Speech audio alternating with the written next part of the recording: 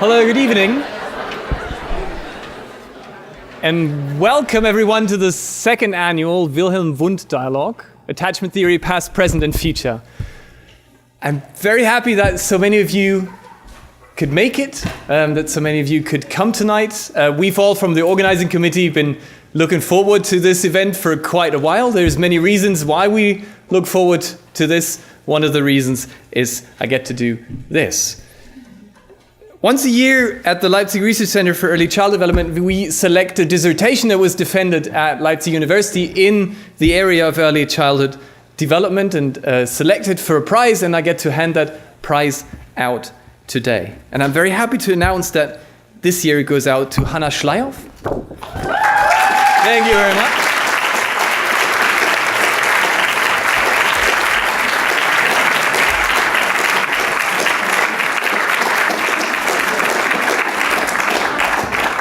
For a dissertation with the title, Why Do We Imitate Nonsense?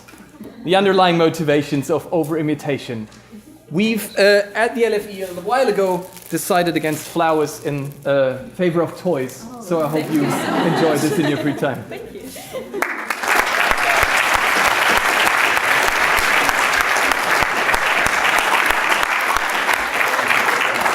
The other reason we were so excited about tonight's event was because we knew who the speakers would be. We were able to invite and attract to accept that invitation two experts in the field of attachment research, and I would like to take a very quick minute to introduce both of them to you in case they need an introduction. The first presenter tonight will be Professor Thompson, who's a distinguished professor at the University of California at Davis and the head of the Social and Emotional Development Lab there.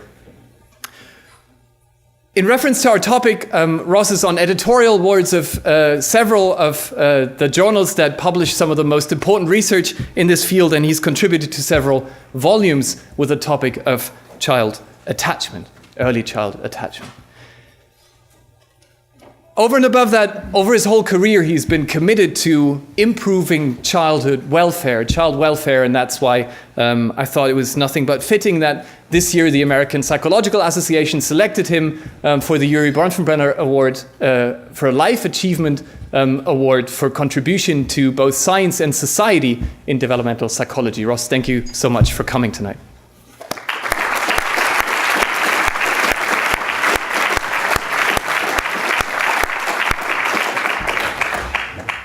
The other dialogue partner for tonight is Professor Heidi Keller, who's been an important figure in developmental psychology internationally, but especially in Germany, maybe most prominently associated with her views on the cross-cultural variation in child development and the importance of studying child development from a cross-cultural perspective. In reference to the topic tonight, she's published widely on issues of attachment, for example, an edited volume even this year called The Cultural Nature of Attachment.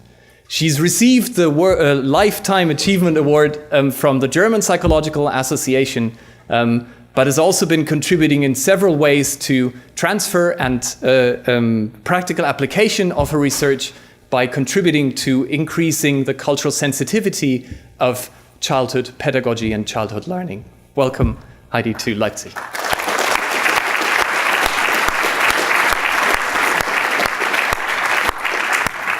The last person to introduce tonight is the moderator for tonight's dialogue. That's Dr. Lars from our own Leipzig Research Center for Early Child Development.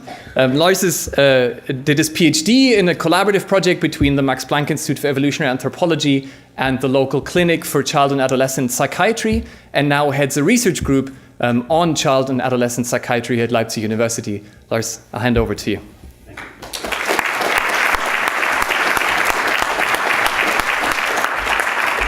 Right. So the first thing I need is my slides. So those are not my slides. But maybe I can just use this brief moment to say thank you for the introduction. Means I don't need to introduce myself, which is great, but I really look forward to tonight's debate, which promises to be a very stimulating debate, I think. One between two of the world's leading theorists in this research area. Now my job, my task is not just to moderate this debate, but also to put down the rules. So I'm also a referee. So I've got maximum of 10 minutes, so you can check me on that one. And then I'll give both of the speakers 20 minutes for each presentation, followed by 30 minutes of discussion, which will be moderated by myself, and then we'll open the floor for questions. So I don't see anybody raising any hands. I think it's clear.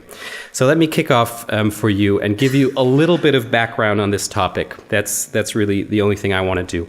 I think tonight's debate is particularly timely because we live in times where migration levels are peaking, where cultures are mingling, perhaps more so than ever before.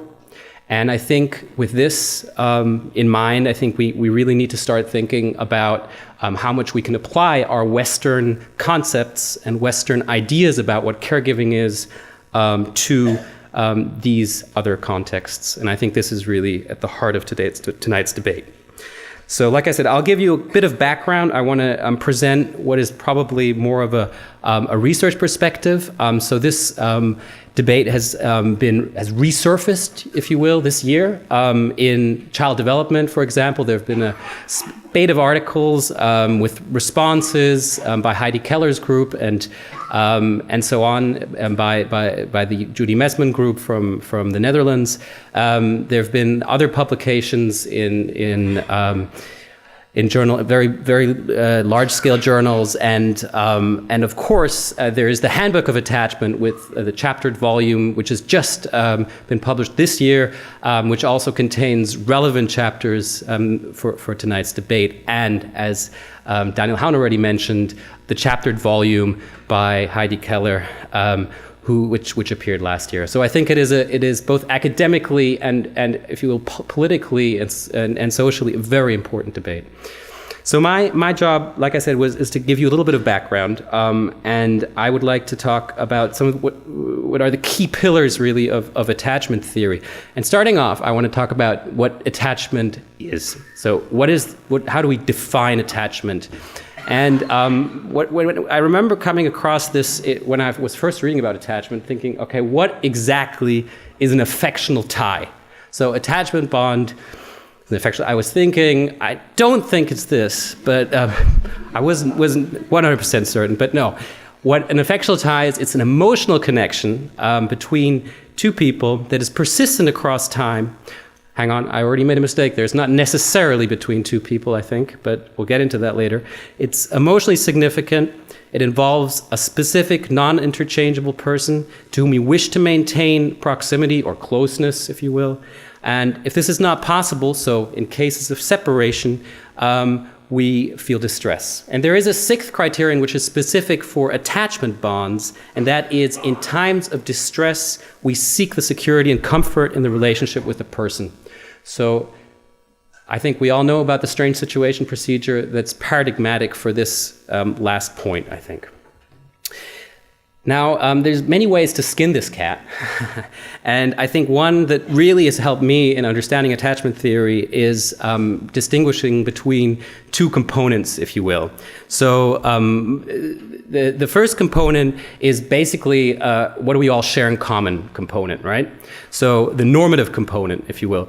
So the hypothesis that goes along with that component is I'll go to that straight away, is what some have called the universality hypothesis. So that when a person is given the opportunity, and we're thinking, of course, here primarily of infants, when they are given the opportunity, they will become attached to one or more specific caregivers. Right? So this is a fundamental postulate of attachment theory. And if you have the time to read the chapter by Messman and colleagues, it's very inspiring. And I think what you'll find there is that they say it's very strong support for this particular hypothesis cross-culturally. So that's quite remarkable in a way. Now, the next hypothesis is the one I think that most of you will be more familiar with. So this is, how do we all differ? So the question is, in what ways do we differ, right? And this explains deviations from the modal or normative patterns. And here the hypothesis goes, the majority of infants are securely attached in contexts that are not inherently threatening to human health or survival.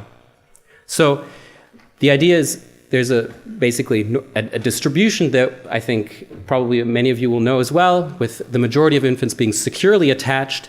And let me just quickly remind you of what that means. What does securely attached mean in the strange situation? The strange situation procedure, I think most of you will know, but I'll just repeat, it's a separation or union procedure that also involves a stranger coming into the room, and the infant's response to the stranger, but also to the parent, and especially to the parent's reunion, are fundamental in coding the attachment. And what we look for when we code attachment in this situation is the extent to which children go towards the caregiver, in which they seek the closeness, and they maintain that contact upon reunion. Now, of course, there's other patterns, and there's other patterns which are still normative. So when we say that secure attachment is about 60% or 62 or 65%, then these are still within the normal population. You still see these other patterns of attachment. So we see the anxious ambivalent, which is characterized by going on fussing even when the caregiver picks the child up, so they don't calm down, even though the parent is trying to soothe them. Obviously, I'm really going through this very fast, but it's more complex than that, but I'm just giving you the sort of key points here. And finally, the avoidant type, which doesn't seem to care much about whether the caregiver re-enters the room, just carries on playing and doesn't really pay attention much. So you've got these different types, and the hypothesis is the secure type is cross-culturally the norm, right? This is one of the fundamental postulates, again, of attachment theory. And finally, this is the second to last hypothesis, the sensitivity hypothesis, which claims that this is really, where does all of this come from? So we have these patterns, and where do they originate? And they originate from child rearing antecedents, right? And particularly sensitive responsivity of the attachment figure. To what extent are they sensitively responsive? And of course, there are, again, other predictors of attachment, but this has been considered one of the key ones, although there is the so-called transmission gap, right? Which I'm sure you'll hear more about tonight. Okay, and the final one, and I think personally this is really the key hypothesis, which unfortunately has received the least cross-cultural support so far, and that is the competence hypothesis. So we, of course, believe that a secure attachment is something that the child internalizes, that the child internalizes into an internal working model. So let me play that out for you. What is meant by that? The idea is basically that a child has interactions over time, repeated interactions with the caregiver, learns that these are the normative responses of my caregiver to, for example, distress, to my anxiety. I learn that my caregiver will come and comfort me, for example. And this, over time, will be internalized and will lead to a formation of representation, of internal working models, as we call them in attachment theory. And that in turn influences how I will react to other interactions in the future. So this, I think, is really crucial because it's the reference point. It's why we need to know, or why it matters. Yeah? Why should we even care if someone is securely, insecurely attached? Only if this holds true should we care. So that's really where I want to leave you. And I don't want to sort of take anything out of the debate, go on here. So I'll, without further ado, hand over to Ross Thompson, and I really, really look forward to tonight. Thank you. Thank you.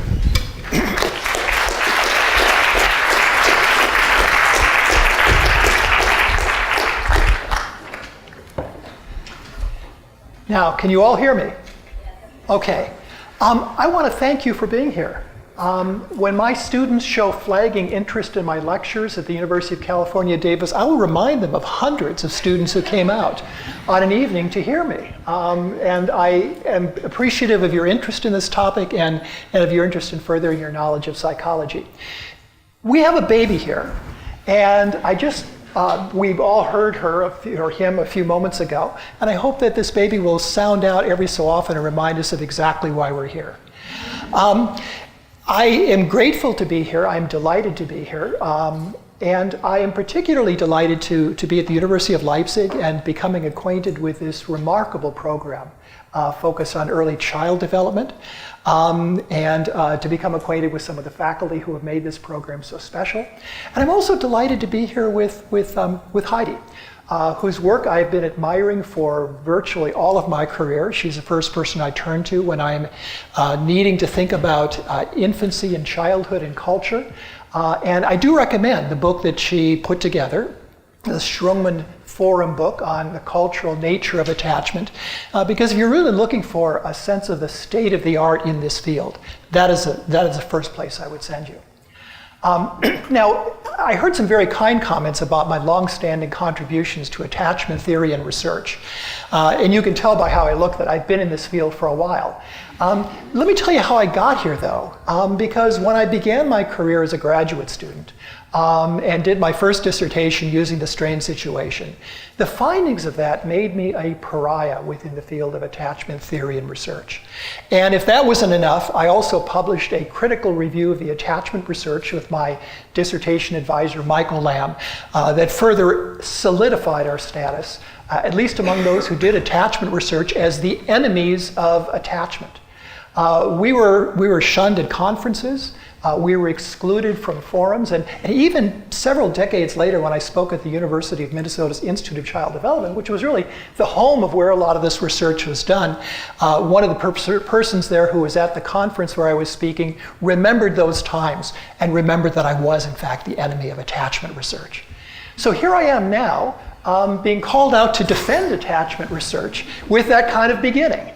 And I mention that because you all are young, and it simply shows how much things can change over time, but also how much things can change over time, both as a result of how you grow and develop, but also as a result of how the world around you grows and develops.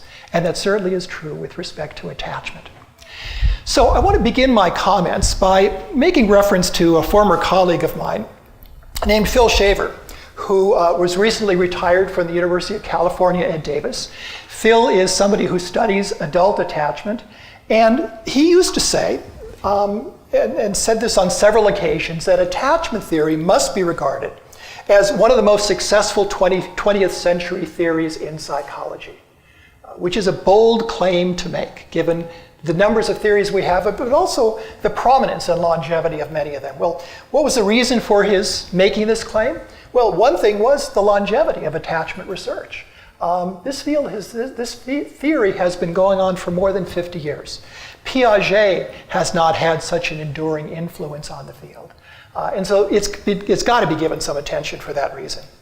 A second reason, though, for Phil's claim that attachment theory has to be one of the most influential 20th century theories in psychology is its influence on everyday thinking about parent-child relationships, right?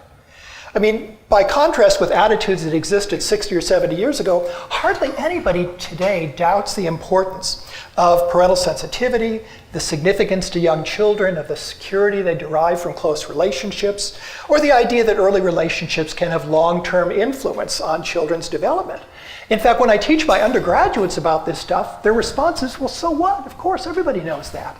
And if they really want to know, I tell them that when I started graduate school, the article that was being read in 1976 in my first year of graduate school study was an influential Psych Bulletin article by Masters and Wellman, you can look it up, despairing of even the possibility of researchers being able to study individual differences in the quality of parent-child relationships. That's how much the world has turned since attachment theory began. A third reason for Phil's claim is its breadth of applications to lots and lots of areas relating to the well-being of young children, ranging from early childhood mental health and clinical intervention, law and public policy, child protection and child welfare, child care policy, and a range of other areas have been influenced by attachment theory and research in ways that I think most of us would agree have been beneficial. And finally, the fourth reason for Phil's claim about the influence of attachment theory and research, and I think the most important one, is that the theory continues to develop and evolve in response to new empirical findings and changes in Western society. I'll be coming back to this point, but I think this is one of the most important markers of a vibrant and generative theory, that it adapts and changes and grows in response to changes in science and changes in conditions, certainly preferable to a theory that is staid, inflexible, and rigid. And I think that is one of the reasons the theory has continued to be influential. Now, granting all of these factors and granting my respect for Phil, I would nevertheless disagree with him. And I would say instead that the impact of attachment theory is not yet ready to be evaluated. And the reason is that I think there are some critical issues that remain to be fully addressed and that continue to be a challenge for attachment researchers. Now, as an illustration of this, two colleagues of mine and I have been laboring this fall to put together the outline for an edited volume that we've been asked by a publisher to put together, provisionally entitled Attachment, the Fundamental Questions, in which we're asking notable developmental scientists from both within and outside attachment theory, including Heidi, to address some of what we think are the critical issues that the theory must contend with in the years forward. So what are the issues that form the framework of this book? Well, here they are. What kinds of relationships can be considered to be attachment relationships, and what makes them so? How should attachment be assessed across the lifespan? What the heck are internal working models derived from attachment relationships? How do they function? What aspects of later behavior can or should early attachment predict or influence? And by the way, what should they not have an influence over? Discriminant validity.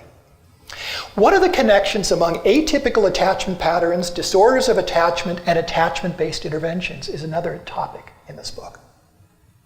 And then finally, you knew we wouldn't miss this. Culture and attachment.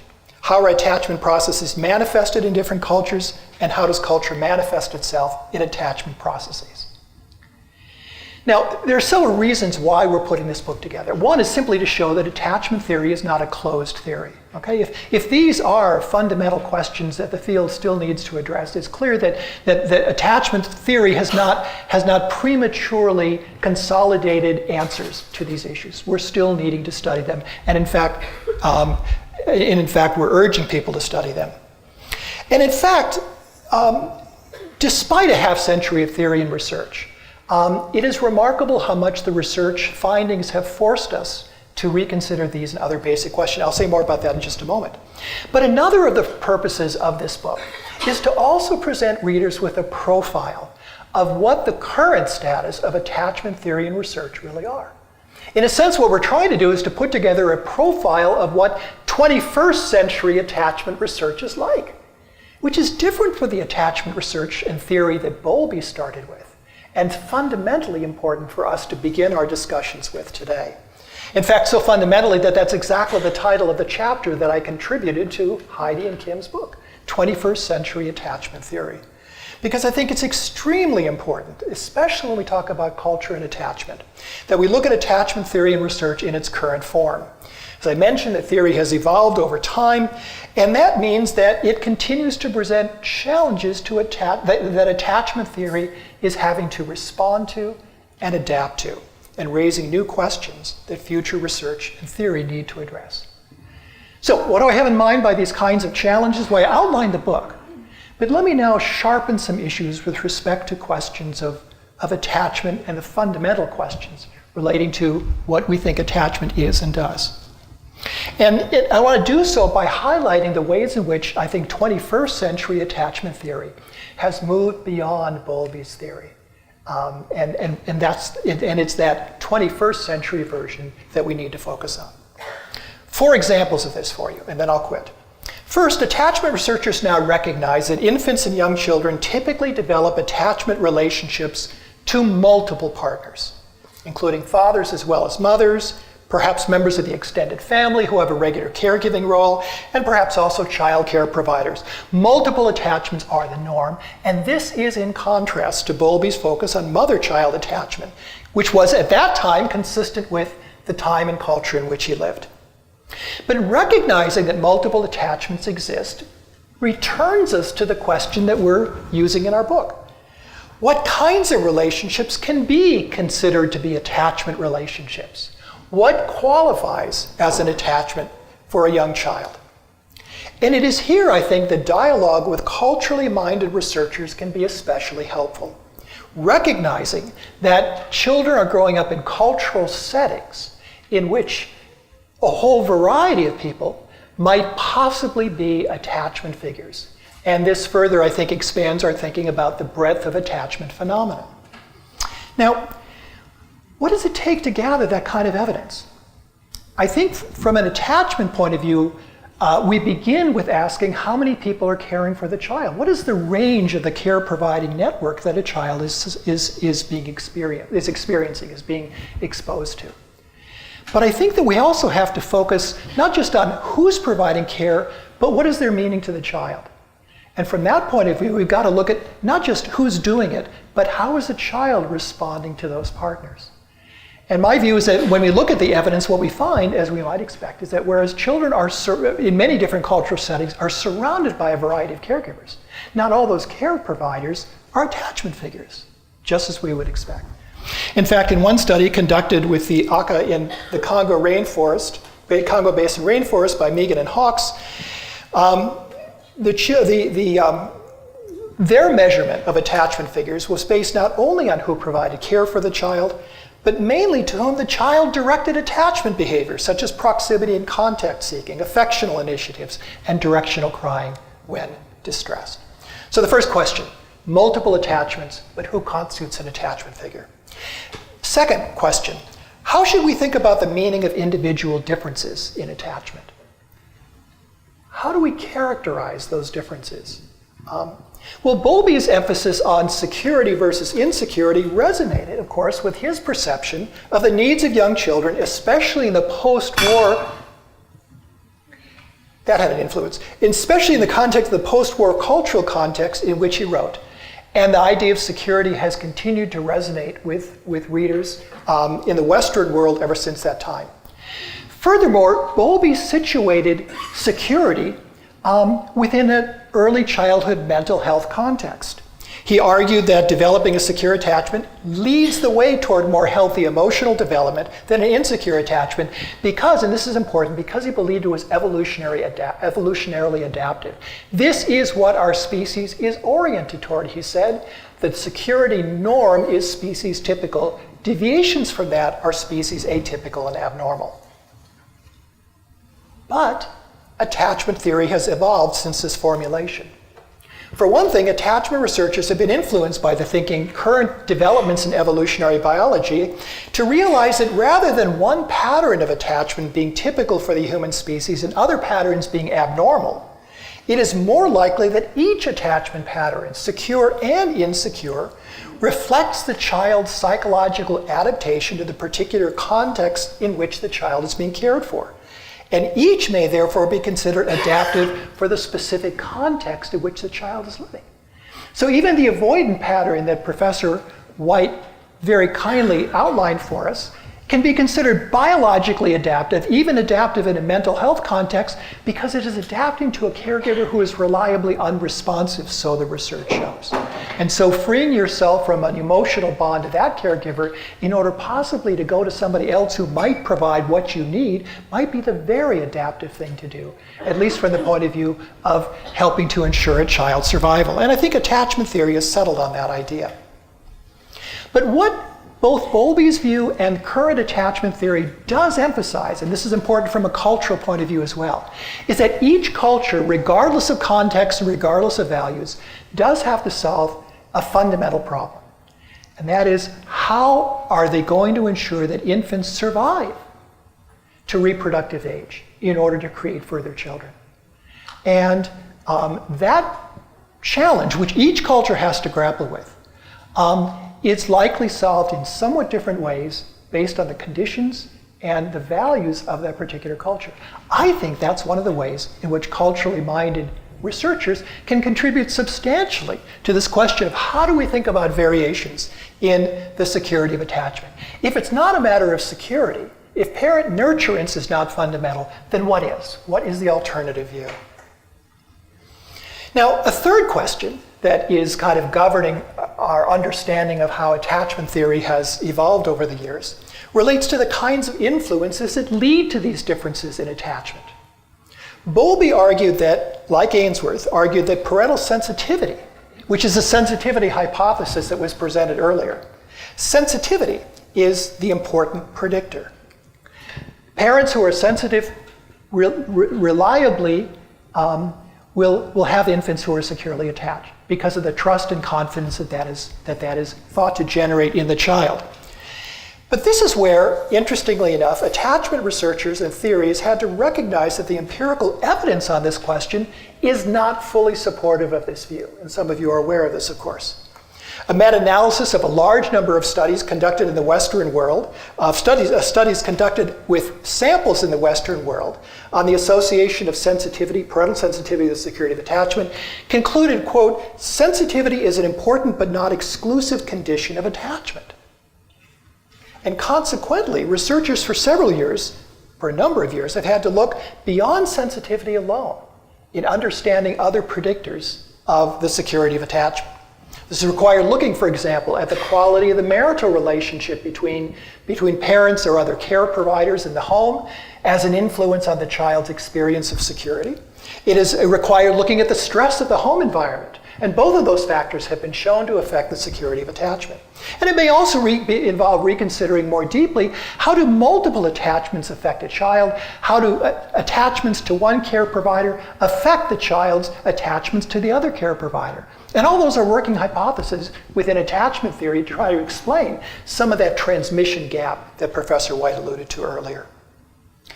Taken together, therefore, attachment researchers are still working on the question of what accounts for individual differences in attachment. And on this score, culturally minded studies can be really, really helpful by focusing us on the conditions of care and their effects upon children in the context in which those occur. If parental nurturance is not central to the quality or the depth of the bonds between children and their care providers, then what is? And finally, to turn to the last question about how attachment theory and research have evolved, I think attachment theory has also changed with respect to understanding what are the predictable outcomes of individual differences in these relationships. And as Professor White pointed out, that really is, in some respects, the big question that attachment research is continuing to grapple with. This is a competence hypothesis, in other words, that he earlier profiled. Bowlby's original theory focused on social and emotional outcomes, consistent with the general early mental health orientation of his theory. That made a lot of sense, that early security of attachment is going to influence the quality of children's relationships and relatedness to other people and sense of self. The problem is that despite the narrow focus of Bowlby's theory, research since that time has absolutely exploded this formulation, as studies have identified a dauntingly broad range of correlates of early attachment security identified in a child's later behavior. I mean, the list includes not just social and emotional functioning, but cognitive and language development, math achievement. There's some studies that indicate even political ideology is predicted by security of attachment. And I'll leave it to you to guess which are the political affiliations later yielded by early insecure attachments. I'll let you think about that. Now, I've been a reliable reviewer of that research for a number of years, and I am amazed at the numbers of things that researchers have found to be associated with security of attachment. In fact, this led, in their own review, a couple of prominent researchers of this research to ponder, is there anything to which attachment security is not related? And for me, this means that I think researchers need to do a better job of refining their hypotheses and designing their studies. It's no longer adequate in attachment research to simply do pre-post studies in which your antecedent measures the security of attachment, then later on you do a follow-up measure of some outcome, and you simply look at the relationship between the two and publish your article. Because oftentimes those associations may be due, as you all have been trained to know, by unmeasured third variables that are mediating that association. It's not that attachment security predicts math achievement, it's that attachment security may be related to the quality of parent-child relationships that has parents perhaps helping children with their homework at school. And now you've got math achievement. Those are not the kinds of ways that a lot of the attachment research has been designed in the past, but it's increasingly being so. The bottom line here is that attachment research and theory does not embrace a narrow view of what early attachment should lead to in a child's development. In fact, this is a very open question now, as we're trying to understand what are the direct, but also what are the mediating and moderated associations of early security with later developmental outcomes. I've heard the bell, so I will wrap up quickly. So the bottom line is that attachment theory indeed is an evolving theory, and cultural studies can have a lot to contribute as it continues this evolution. But my final point is this. It's really important for these studies on attachment and culture to be relevant to the central claims of attachment research. When I was writing the chapter on 21st century attachment theory for the volume that Heidi and Kim had put together on culture and attachment, I noticed that while culturally oriented researchers ask for greater culturally informed attachment research, attachment researchers sometimes wonder where they can find greater attachment informed cultural studies. And by that I mean that when they survey the research literature on culture and attachment researchers often find few studies that address the central claims of attachment theory in an informative way. I mentioned earlier, for example, that looking at the sheer number of caregivers in a child's ecology is not an index of the number of attachment figures there are. You have to look from a child's point of view at how the child is responding to those figures, and few cultural studies do that. In fact, as an interesting reflection on this, Alma Gottlieb's 2004 remarkable volume on the culture of infancy among the Benga, West Africa, opens with the question, where have all the babies gone? And in posing this question, Gottlieb reflects on the absence of attention to infancy by contemporary cultural anthropologists. So the bottom line, I think, is that attachment theory has work to do, and so also do culturally minded attachment researchers. Attachment theory has a lot of work to do in addressing some of these fundamental questions, and doing so in a way that benefits from the insights offered by our culturally minded colleagues. At the same time, I think that culturally minded researchers have work to do as well in thinking about how to design studies in ways that inform the central tenets of attachment theory, and in the end, help to generate provocative new hypotheses to do what we always have hypotheses doing in our field, namely having us go out into the field and discovering further truth. Thank you again so much for being here.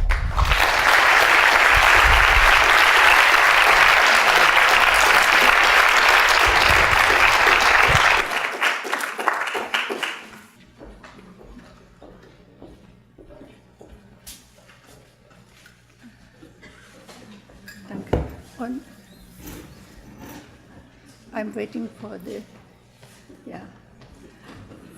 Meanwhile, I can also thank you very much for inviting me, Daniel, to this exciting occasion. And I'm very much attached since many years to this center already. And I'm also happy, Ross, that you are here, because you are one of the few attachment researchers who is talking to people who are not attachment researchers. And actually, Daniel, thank you also for assigning me this new status, but attachment researchers think that I'm not doing attachment research. And I'm excuse myself right from the beginning, because I'm throwing some stones now in the clear water that we have so far, and want to make a couple of points in that respect.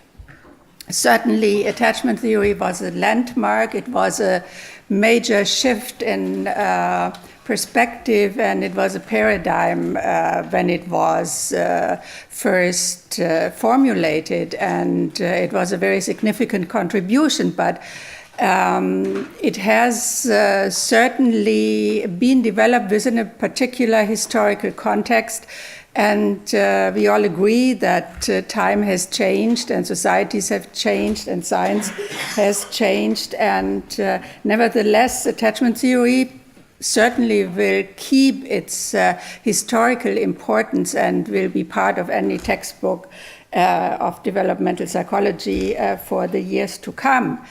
Nevertheless, I have two major concerns regarding attachment theory. And one is that the basic assumptions of attachment theory are scientifically fuzzy and or wrong. And the second one is that attachment theory poses tremendous ethical challenges. And I would like to explain both topics with a couple of examples. And starting with the scientific value first, and some of these aspects Ross has already mentioned, and we have some very similar points to make. The definition of attachment is unclear. The evolutionary basis is incorrectly treated, and I have put this in bold letters, the cultural blindness. This is an overarching issue also for the other topics. So what is an emotional bond? We have heard the affectional tie, emotional bond. Obviously, it's not a men's tie, but we can find those kind of illustrations where you see the shadows of a mother and a baby. I have asked kindergarten teachers to draw attachment as an emotional bond, and these are just 3 examples. So as you can see, there are very different representations in the minds of people, in the heads of people, of what attachment is like. And there are so many open questions. So the range of coverage, is attachment with the caregiver a small child relationship? Is it peer relationship during middle childhood? Is it romantic relationship? We can all find these topics as attachment research. Who qualifies as an attachment figure? What is the hierarchy of relationship? Even if multiple caregivers are recognized, meanwhile, by many attachment researchers, there is always a hierarchy implied that one person is the most important. And I think the most basic point here is also, is attachment a relationship quality, or is it a trait? Certainly it is a relationship quality because it describes the relationship that 2 persons have to each other. And this has particular implications, and it can change over time. As we know from studies, between 12 and 18 months, this relationship quality can change. But it is usually treated as a trait, as a characteristic of a person. We say a child is securely attached, meaning the child has a secure relationship with one caregiver, but maybe a different relationship with a different caregiver. And that poses lots of problems for many of these hypotheses that you mentioned initially. Attachment is defined as an emotional bond represented in an internal working model. What is an internal working model? Ross has already made this point, and I'm referring to his writing here. Is it a psychoanalytic concept of a dynamic unconscious? Is it a cognitive perceptual schema? Is it an emotion bias and pre-attentive processing, etc., etc.? And of course, there are many more open questions. So how are different attachment qualities negotiated in the internal working model? How does this representation that has these consequences for future development, how is this related to presumably different attachment qualities that a child has to different caregivers? And what is the basis for predictions? And this relates to the competence hypothesis. We have already heard about that too. If it is a relational quality, and here it is again treated as a trait, and the predictive power, the competence hypothesis, is one of the fuzziest concepts, I think. And Elizabeth Means, I don't know how exactly to pronounce her name in English, attachment researcher, basically, she says that this is the competence hypothesis is the overrated aspect of attachment theory. She has written a marvelous essay about this. So just to highlight these questions, moving to the next one, evolutionary theories are grossly misconceived, and already Bowlby would have had the chance to read about evolutionary theory. Hamilton's book was out. Trevor's book came out during the 17th. Wilson's book came out during the 17th. So there was plenty of access to evolutionary theory from many different authors, but it's a very restricted understanding and a very faulty understanding.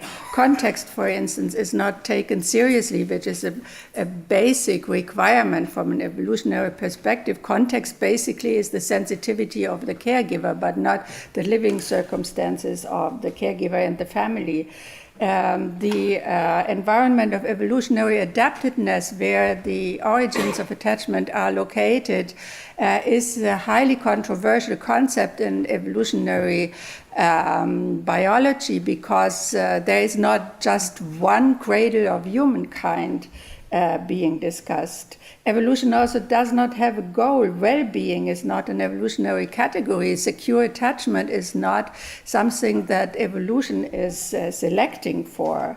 Adaptation does not imply universality. There are many examples that could highlight this. Maybe we can come back in the discussion to this. And also the rhesus monkey is not the model for human social behavior, as has been treated by Bowlby. And Stephen Sumi has once formulated this wonderful sentence, I think. One wonders how Bowlby's attachment theory would have looked like if Haun, an ethologist to whom Bowlby was referring a lot, had been studying capuchin rather than rhesus monkeys. So there is a huge variety of different ways of life, of different social organization in different non-human primate groups. And several attachment researchers, and Ross is one of them, they attest that attachment theory has messy origins, like this Dutch group is arguing. They're saying we fully acknowledge that most of Bowlby's ideas were not well grounded in adequate supporting evidence, were influenced by contemporary ideologies, and that caution is needed in using those that have not seen adequate testing. But these authors, as well as Ross, claim that attachment theory has changed substantially over the last 50 years. These authors with the references. Marga Vicedo, a colleague, a science historian who is also fighting her battles with attachment theory, is replying to a critique of this Dutch group to one of her papers, saying, "My critics accuse me of conflating Bowlby's ideas with more recent and current attachment theory and research. Perhaps they are right, perhaps they are not. To decide, I have two simple questions for them. Which fundamental flaws in the empirical, conceptual, and theoretical work found in Bowlby and Ainsworth have attachment scholars explicitly recognized and decided to leave behind? And what is attachment theory today?" And I think Ross agrees, because you said also several times that it's difficult to indicate definitely what attachment theory currently claims. On the other hand, there are attachment researchers who have a different view. For instance, Jude Cassidy, one of the editors of this influential handbook of attachment, she says Bowlby and Ainsworth's original ideas have held up well. Nothing has emerged from the thousands of studies produced over the last 40 years has led to a serious challenge of the core theory of the Bowlby-Ainsworth formulation. And the cultural blindness, the universality claim of attachment theory rests on implicit assumptions representing Western middle-class families. And I want to make a couple of points here. First is the definition of a family. It's the nuclear two-generation family that certainly is backing up the formulations of attachment theory, but there are quite different conceptions of family, like for instance this Bedouin family here, where the fathers are not, or let's say the lives of men and women are very much separated, and of course there are obviously some visitors. There are many implicit assumptions. So adults are attachment figures.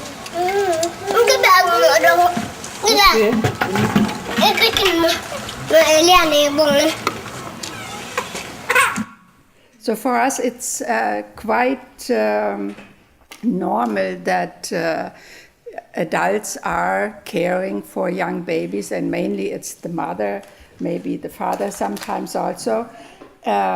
But in many other cultural environments, it's sibling caregiving, and sibling means category of children. It's not necessarily biological siblings, like in this example of Northwest Cameroonian village.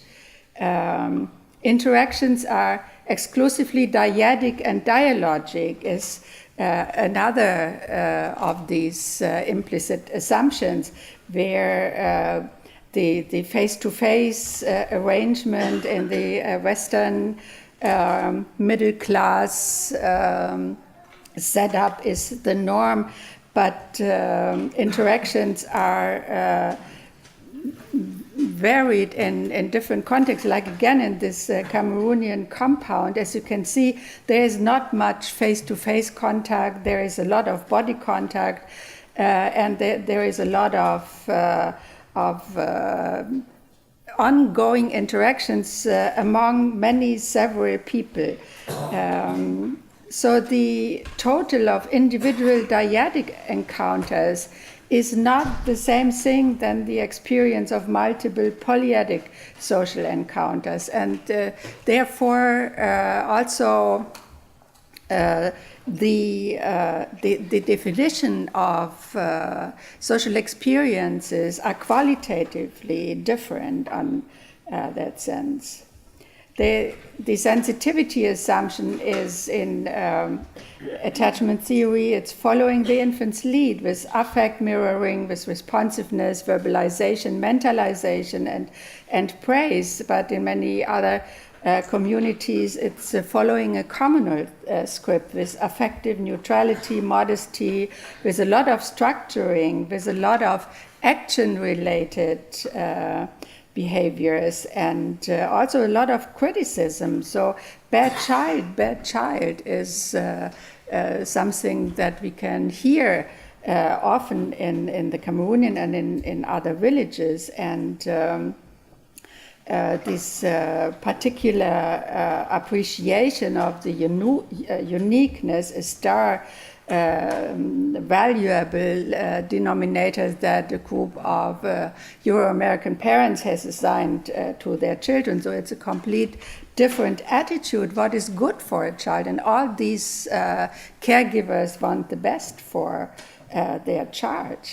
The centrality of emotions, is it a mental state or a physical care? We have these situations where strangers approach a one-year-old child, and as you can see, this is a German one-year-old is completely confused by the intrusion of the strange adult, and when he realizes what is happening, he is starting crying and is being returned, contrary to the strange situation procedure that we do not do. Completely different in a Cameroonian village, where also a stranger approaches a one-year-old child who happens to be breastfed by the mother.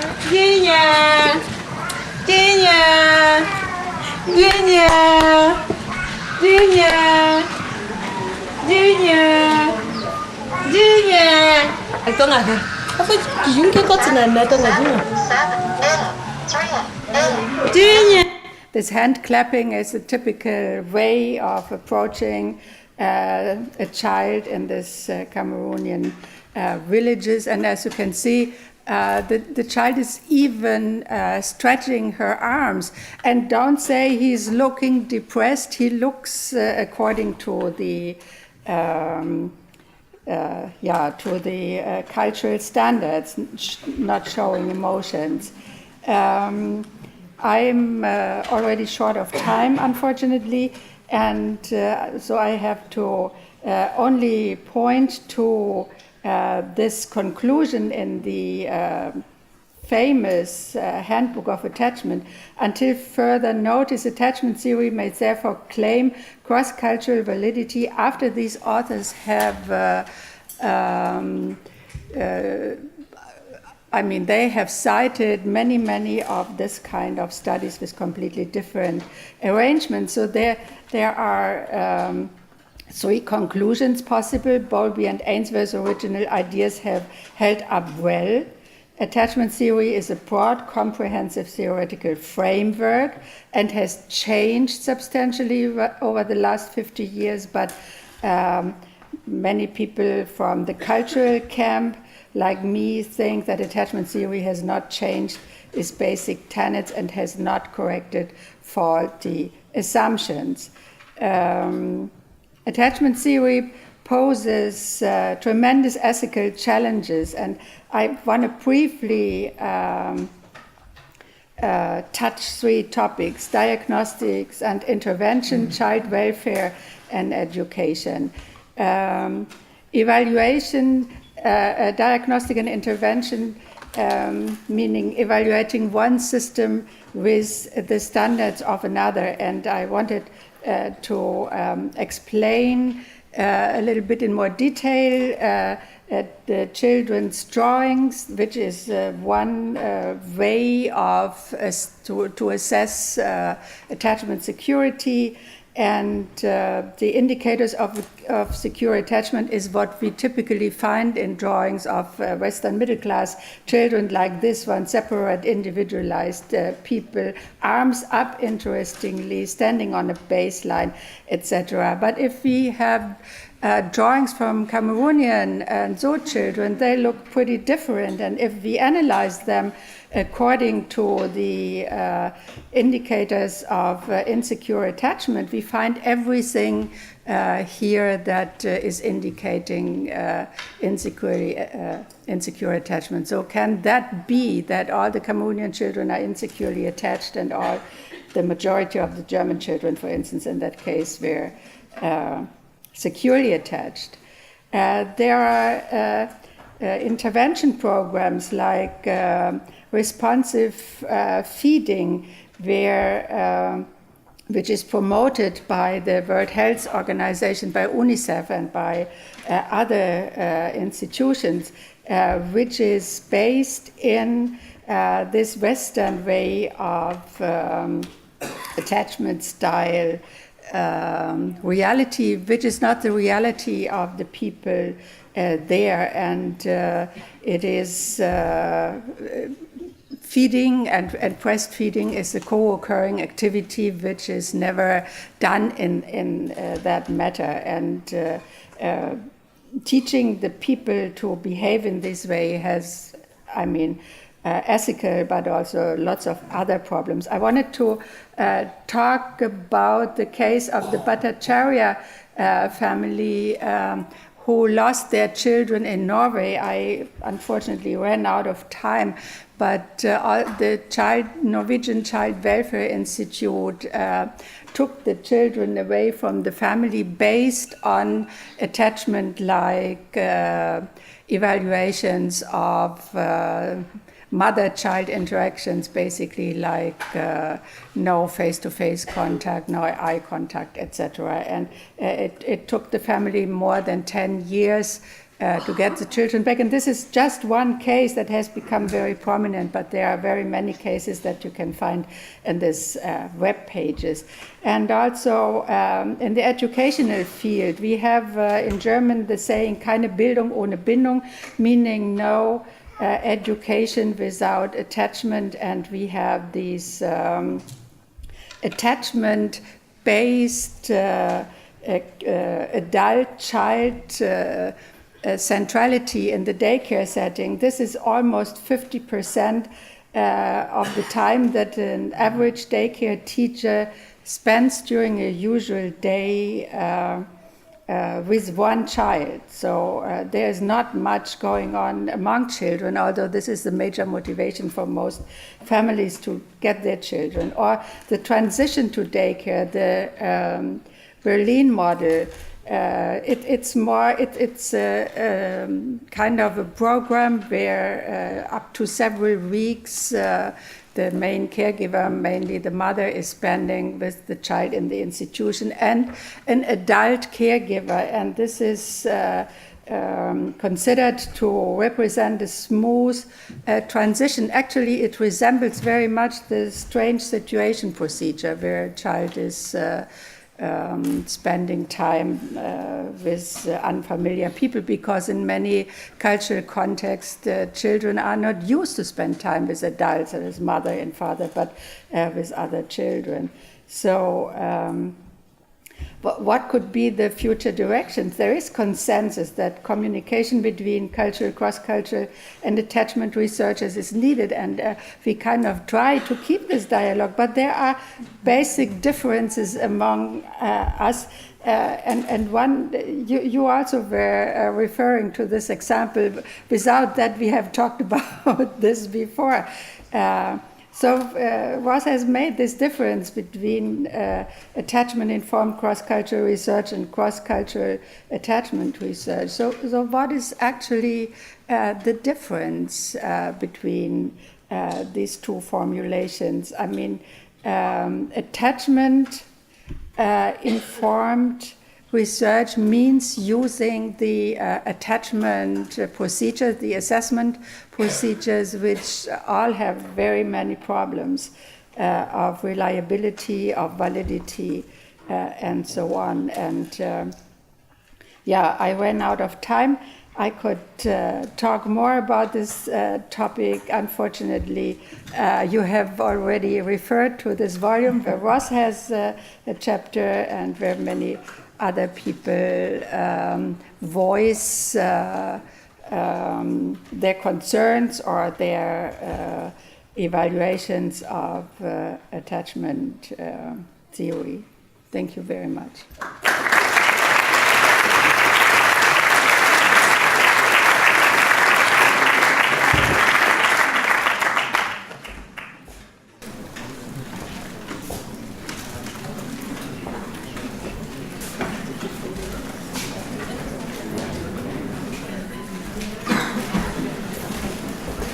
Daniel, nehme ich das, oder?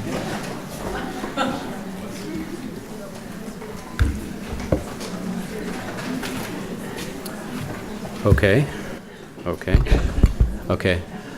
I think I'll be needing a microphone to go over there.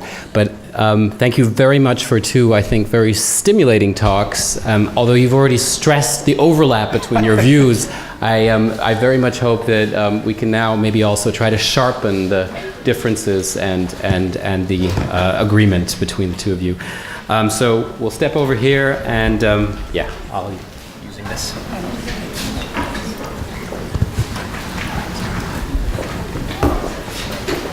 Let's talk. Does this work? Yeah. Wonderful. Wow.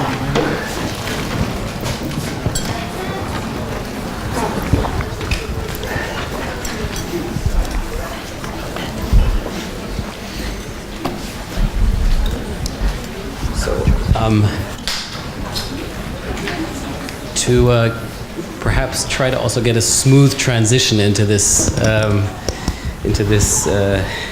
debate and dialogue, I think you were short of time, but I think the question for me, which you bring up with this opposition between cross-cultural attachment research versus attachment research from a cross-cultural perspective, if I'm getting it right. I wonder what would the factors be? I mean, how would you actually want to go about that? Would it involve beginning with a completely new method, a entirely new theory, as it were, starting like Mary Ainsworth did, possibly, just by observing, and then going from there and observing within the culture.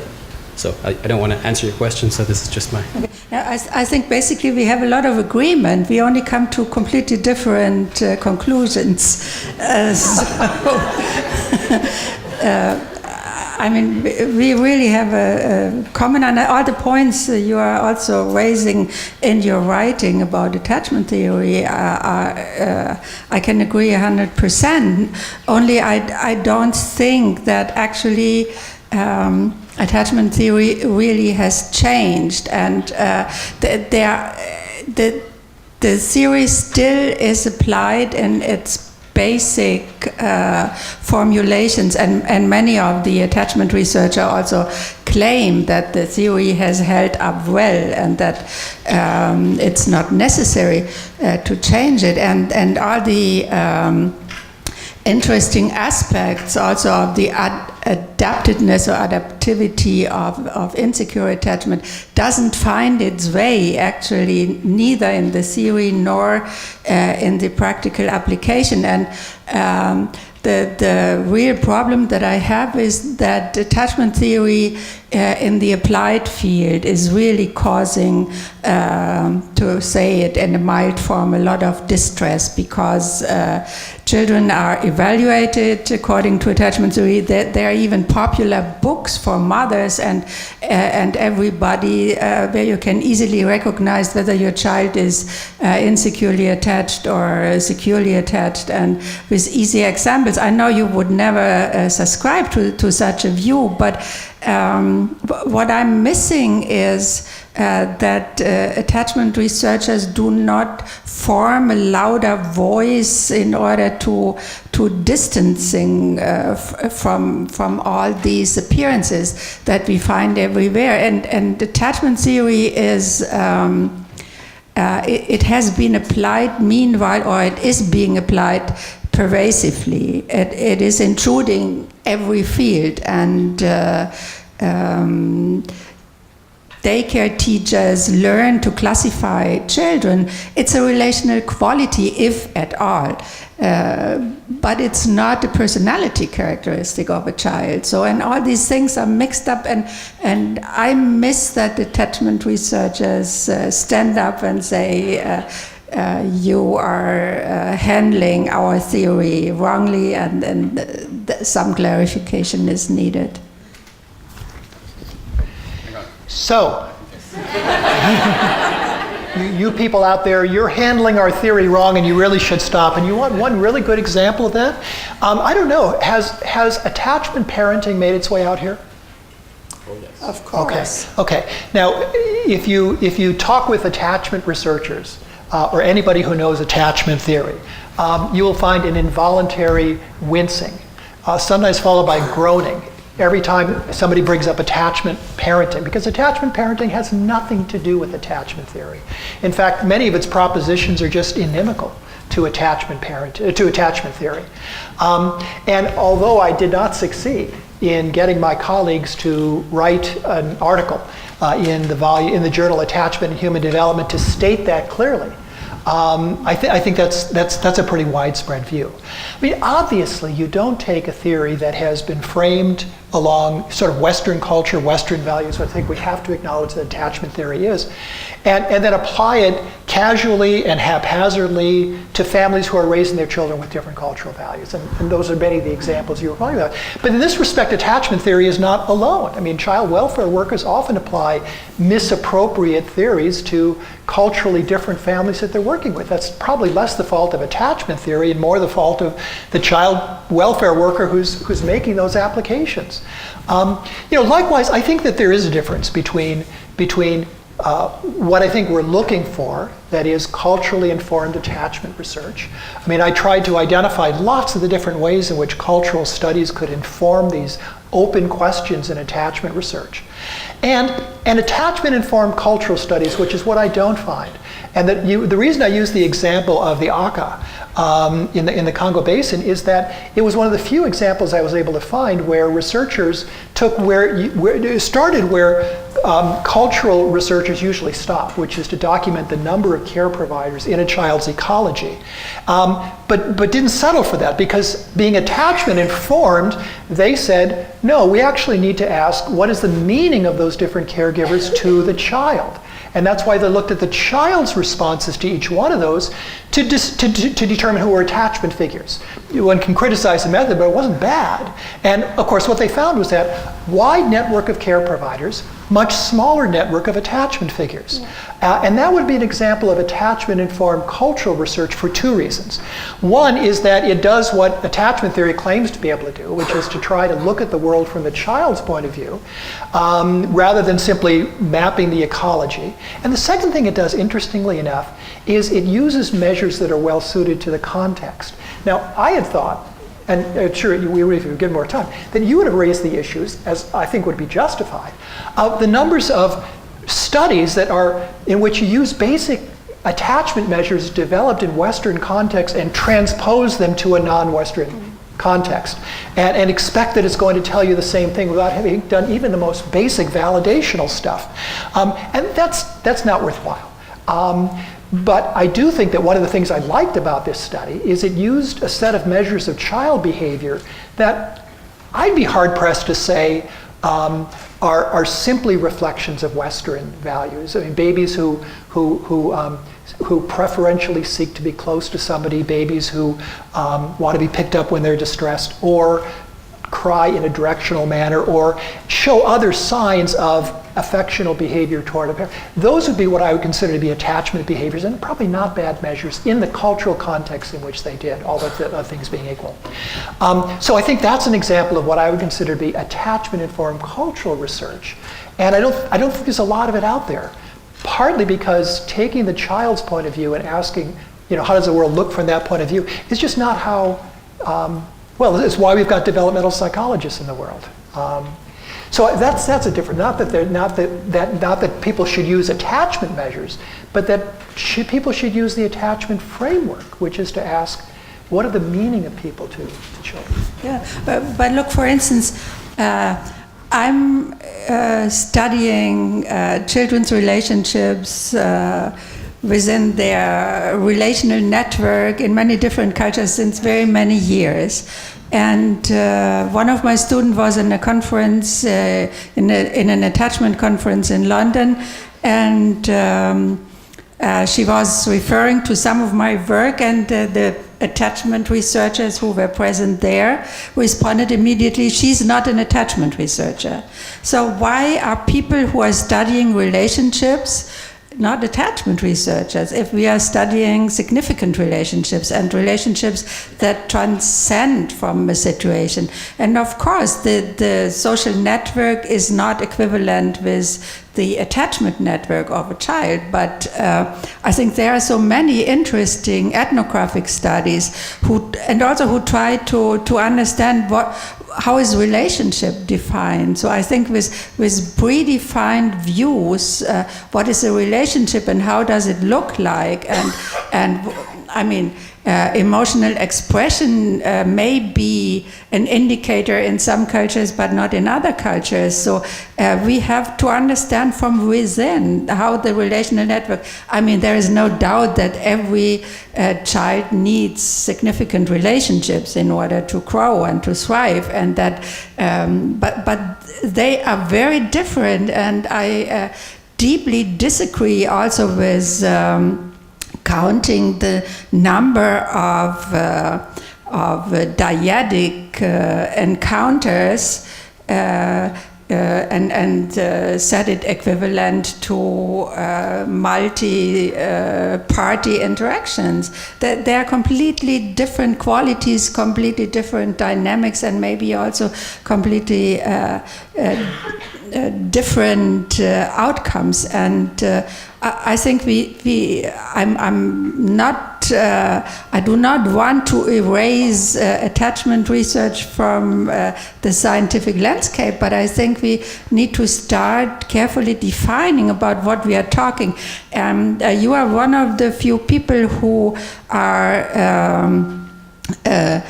careful regarding the measures, but usually attachment research is only the application of attachment measures. And in the Stringman Forum, you said the strange situation is outdated. Not many, so we don't take it serious anymore. But most of the people rely on it still as the golden standard for it. And children are evaluated, and families are evaluated. I mean, in the daycare centers, I'm working a lot with daycare teachers and in kindergartens. The children are classified per impression as securely or insecurely attached, and that also means that there is a judgment about the mother mainly, not even the father.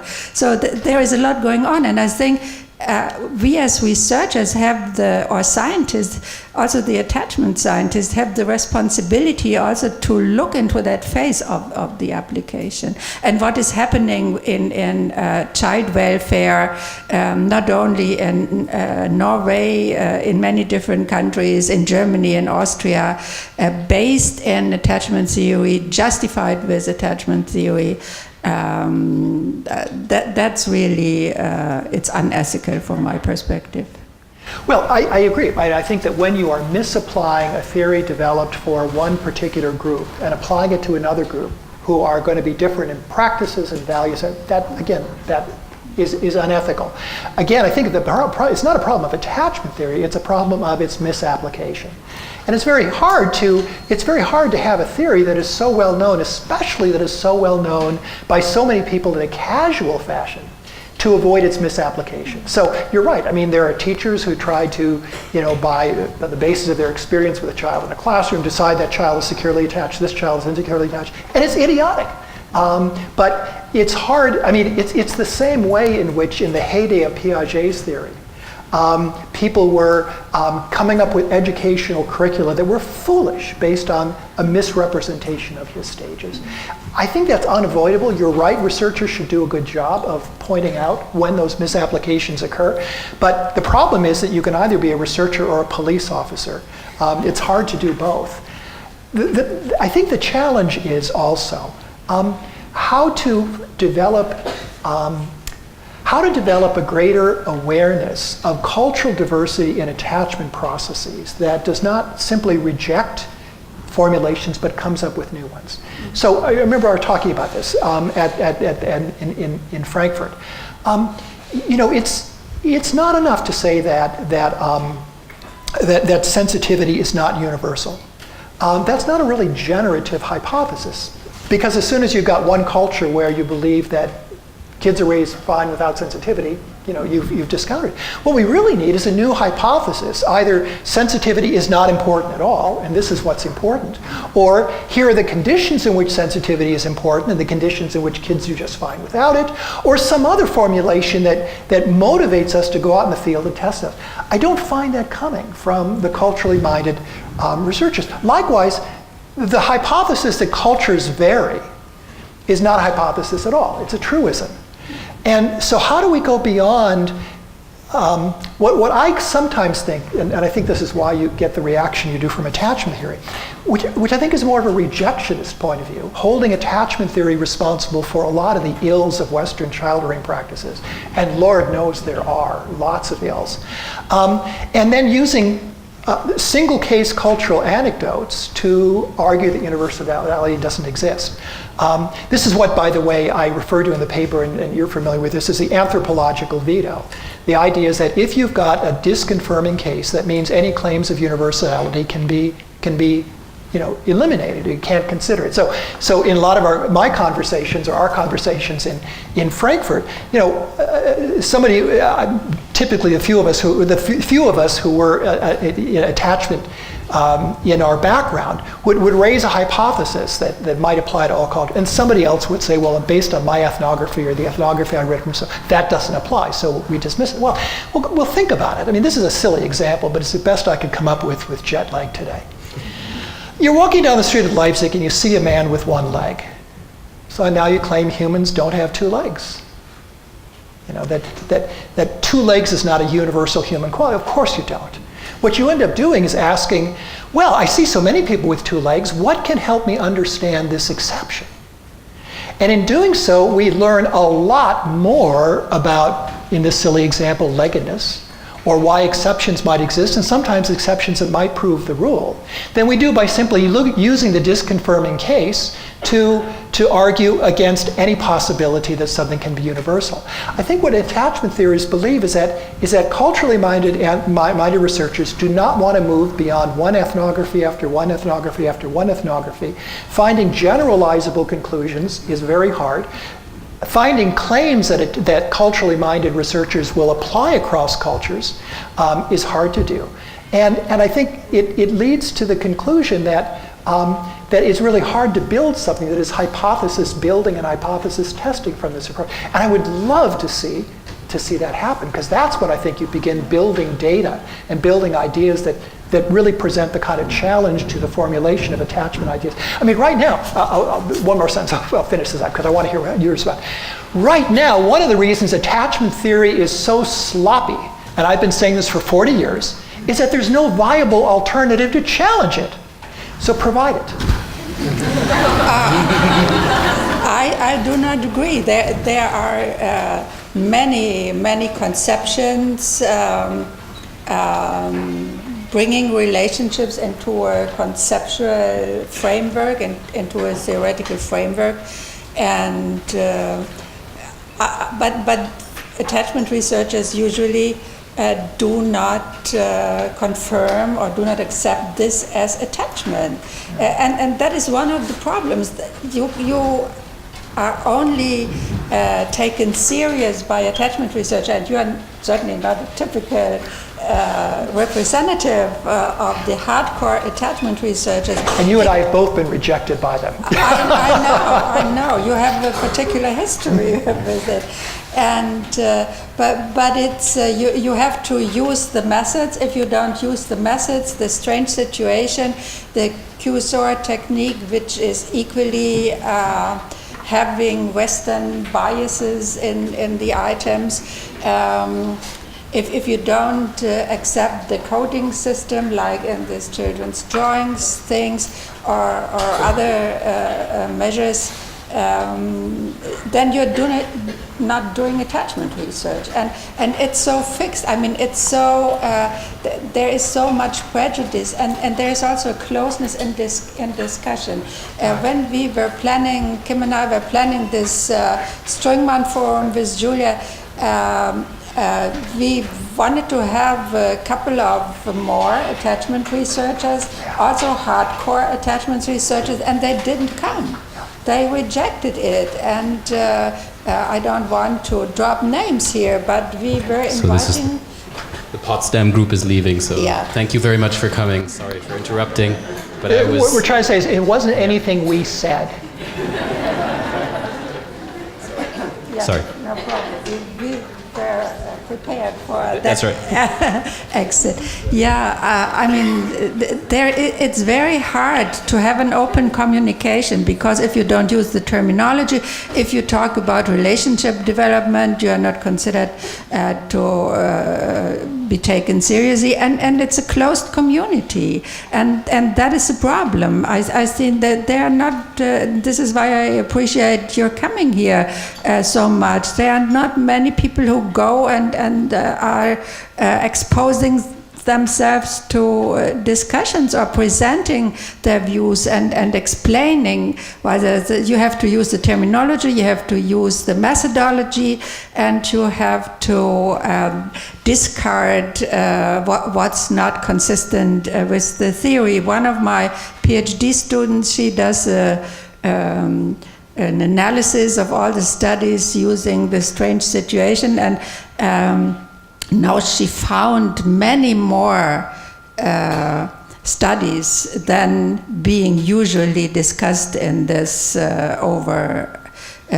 views and the summary discussion. So when the results are not the way, and I mean, we had this example in Germany with the Bielefeld and the Regensburg, and after the Regensburg kids showed the expected behavior, the world was again in order, and there were all kinds of ex post facto explanations being sought why the Bielefeld kids behave differently, instead of asking, so what's their attachment, what's their relationship? So I think that there's not really, it's not a scientific attitude from my perspective. And of course, as I said, that there's a lot of merit, and it has really changed the discussion of children's development, and people have done a lot for reformulating development, but so many things are excluded. So contextualizing and being open and going into discourse with people who have different opinions. And it's very interesting to, one of my students was in an attachment conference in London, and there was a kind of a meeting afterwards, so where people could come and explain how they liked the conference. And there were many people from non-Western countries sitting there and crying because they just couldn't get along with the way, with this normativity that was apparent, obviously. And these are also part of the ethical concerns and the large field of application, whether it is in custody decisions, be it in the kindergarten setting. I know of several German kindergartens where children are not admitted when the parents do not, or the family does not agree to this lengthy transition procedure and things like that. So okay, I think I want to try to sharpen maybe some differences as well, a little bit. I don't know if it's Daniel possible. did a terrible job of choosing two.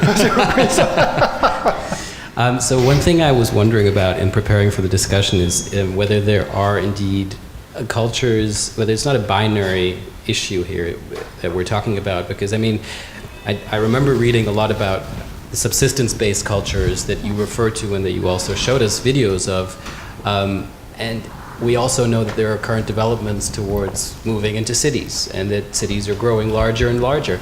And so I've been wondering about to the extent, is there maybe a continuum of how much attachment applies in different contexts? And if yes, and this is really the critical part of the question, what are the factors that we need to take into account in order to see where does it apply and where does it apply less? Okay. I think we have to do careful ethnographic research about the particular context first and find out what are the living arrangements, what are the values of the people, what are the modalities of children's development, and then we have to develop the conceptions out of this out of that particular context, and then in the end we can compare where are similarities and differences, and not start with a predefined conception and then see they are all. I was in Chile a couple of years ago, and there was a Chilean researcher, attachment researcher, presenting data and about the security of attachment. What he found out was a majority of city children were securely attached, of semi-urban structures. They were mixed, and all the Mapuche, which is an indigenous one is not supposed to say tribe, but you know what I mean, community, they were all insecurely attached and they took it for granted. So never asking, are there maybe contextual factors or do they have a different understanding? And I mean, we all have this different reproductive strategies that some Belsky and other people have presented, but are we taking these results serious? Why are we wanting every child to be securely attached according to the standards of secure attachment? Why don't we accept that children are adapted to a particular environment with an insecure attachment? Why are we changing these things? I think there are so many questions that warrant... And I think this would be part of the answer to Visito's question that you put on the overhead. That is, the two questions: can you identify propositions that Bowlby framed that attachment theorists today would explicitly reject? And the idea of one normative pattern that is secure, I think, would be one of those. I could identify several others. And indeed, part of the 21st century attachment chapter was written in response to that. I mean, I think Heidi's exactly correct about the insularity of a lot of attachment researchers. I actually think over the 40 years I've been part of the theory, or part of the field in one way or another, it's actually diminished over time, but I also think it's still very clubby. And in that the applied field, it's even growing. Yeah, I think there can be truth to that. Let me put something else on the table that may be a useful point, because I think it may be implicit, but let me make it explicit now. That part of what attachment theory is trying to do is a bridging between culture. And remember, Ainsworth developed her ideas by studying Ugandan families. It's trying to bridge culture and evolutionary biology.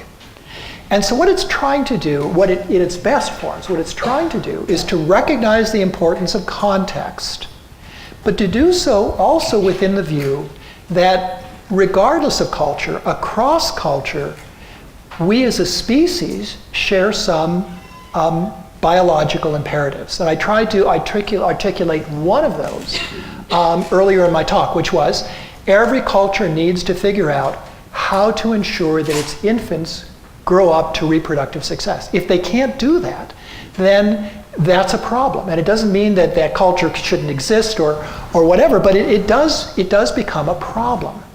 And I think that in the effort to be culturally minded, there are times when applying that evolutionary lens leads us to ask, is this a culture that is successful with its children? Now, I cited in the book the one example of that I could find, which was Seymour's drawing on the Dubois ethnography of the Allure, that whole. So let me describe this to you. This is a small horticultural community living in island Indonesia, and the writer who's drawing on this argues that the dispersed caregiving practices that were documented by this ethnographer are consistent with the Allurese values of self-reliance, open expression of anger and hostility, low interpersonal trust, and high aggression of this community, understandably so because it was just emerging from a period of continuous warfare. So this is sort of like a culture in crisis, and it doesn't have to go far before we can start thinking of contemporary examples in our world of cultures that are in crisis because of warfare, because of starvation, because of depredation.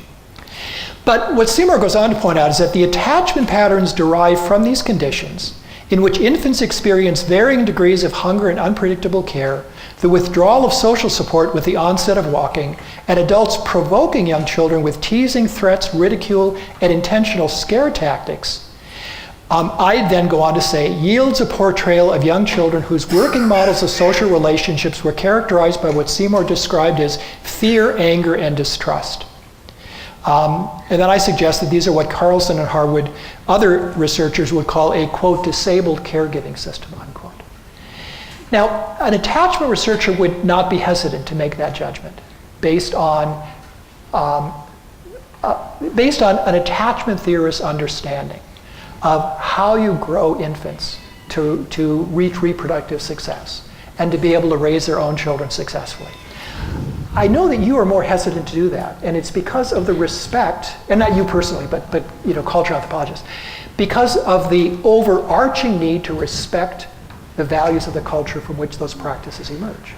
And I think that is one difference then, in the sense that I think one would look at the various groups where a majority of infants have been found to be insecurely attached, and ask what's going on in that context, interpreted within the values of the culture, and assuming we're using appropriate measures, which often isn't the case, that might be helping us understand those patterns of attachment.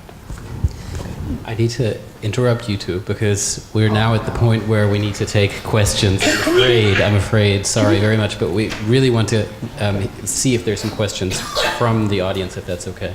Or do you want to have... I wanted to give Heidi the chance, just a short chance to respond. Then I'll give you the chance to respond to that, but we really want to hear the audience as well. I mean, yeah, I agree to some extent, but we have to follow up what's happening. I mean, referring to a different example, there are all these intervention studies and all these NGOs trying to change caregiver-child behavior in sub-Saharan African countries or in Southeast Asia in rural environments, or literacy training and things like that. Taking children and adolescents out of their local culture, equipping them with some kind of skills that they cannot use in their environment, and isolating them from their social support system. A colleague from Cameroon once told me the story that he had really witnessed, that a child who had some schooling, formal schooling, felt superior to the parents and the family, and didn't want to live with them anymore in their compound, and built his own room in the compound, and eventually, of course, could not succeed as an individual with some years of formal schooling. And formal schooling is another example. I mean, that's not an attachment topic, where a lot of certainly well-intended efforts are undertaken that go into the completely wrong direction in alienating the children from their families, and eventually lead to dropout, so they don't have anything to build on. And I think we cannot stop with the situation. We have to think what's going to happen then in a next step. So, thank you very much. So the next step would be taking questions from the floor, and I see a first raise of hands. Do I just pass on the microphone? Yeah. Okay. Here we go. Thank you both for a really educational conversation, and you've left me with so much to think about. But I have a comment and then a question. So my comment is, it seems like so much of this conversation, and understandably so much of this conversation focuses on the individual differences aspect of attachment theory. And while that's very important, perhaps, it seems to me that the attachment field has, I think, jumped over the first hurdle empirically of understanding the mechanisms that children attach, which is really kind of an amazing process. It's an amazing learning process, whether you're secure or insecure. Right. And it seems to me that by studying the mechanisms that give rise to that process, it would help us better give meaning to the individual differences that come out of that learning process. Yeah. So that's my comment. But my question is, trying to better understand where your views differ on cross-cultural applications of secure versus insecure labels. So the labels secure and insecure seem to have some connotations about them, that secure is good. I mean, it just sounds good, like we all want to feel secure. But I'm wondering if your thoughts are that across different cultural groups, secure attachments manifest differently? Or is it that across different cultural groups, you may get more or less secure attachments, and that's okay because it's not that secure or insecure is good or bad, it's just, it is what it is, and that's what the nature of the caregiving relationship looks like? Definitely it looks different.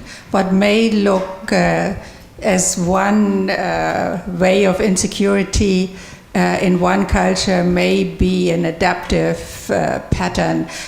Maybe even one should avoid secure and insecure, more adaptive and maybe non-adaptive, or should use another terminology that doesn't have this history of connotations. And I think we, particularly in cultures where children are the main caregivers of babies, of course, children behave very avoidant in front of adults. So you cannot compare. Their security network is within their children's groups, and that may look completely different.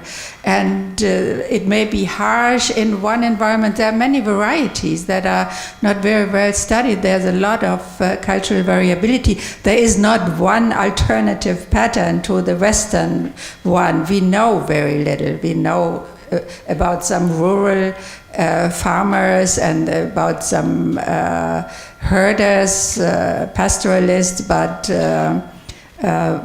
we don't have a comprehensive knowledge. But we should take all this as hypothesis and study from within. What does it mean for this child to feel safe? I think feeling safe and secure is certainly a value that applies to everybody. Everybody wants to feel safe and secure, but it may look very different in different environments, and therefore I would not label these things equally.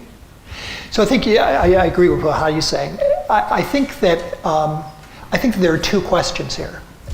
One is security manifested in different ways? And I think the question is undoubtedly so. I mean, just consider a child who's being carried on the sling most of the time as the mother is engaged in agrarian pursuits. And so the child is breastfed on demand. The child is in continuous physical contact. So that when we think of Western families and the manifestation of sensitivity being prompt responsiveness to cries, well, this is a child who doesn't have to cry very much or at all, the mother is responding to postural shifts rather than crying, and is able to respond in the context of physical context. So obviously, the expression of security, and quite frankly, how it is developed, is going to vary. So that's one question, and I think the answer is yes, it is manifested. And the second question is, how is it measured? So let's assume that security is important. Now, how do we measure this in a culturally sensitive way? Well, putting that child who's been in skin-to-skin contact in the sling, in the strained situation, is absolute insanity. You're going to obviously have an insecurely attached child, just as would be true of any child who's had very little experience of separation. The strained situation was supposed to be a moderate stressor. And when we get children in that procedure for whom that is not a moderate stressor, but an emergency event, a traumatic event, you're not going to assess attachment, you're going to assess something else. And so this is where knowing the context helps us develop also measures. And I think attachment researchers have been very slow to do that. By the way, the reason the strain situation tends to be the gold standard is that it is. I defy you to find a measure that has been as successful in predicting so many things about a child's development, at least in the Western context in which it's been used, as a strain situation is. So there has resulted a perhaps understandable, but nevertheless somewhat foolish tendency to try to use a strain situation as much as possible, because at least we know it's been validated, at least in certain contexts. And given the poor validation record of most of our measures, that's not surprising, but it's also not excusable when it's used in context to which it's inappropriate. Great question.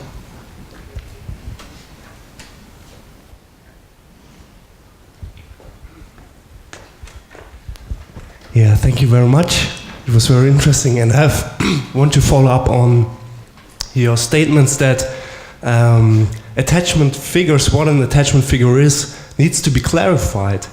And I'm not sure about this, but I guess Bowlby said that an attachment figure is whoever is able to calm down the other individual by means of proximity and familiarity. And I wonder whether this isn't true for every culture, right?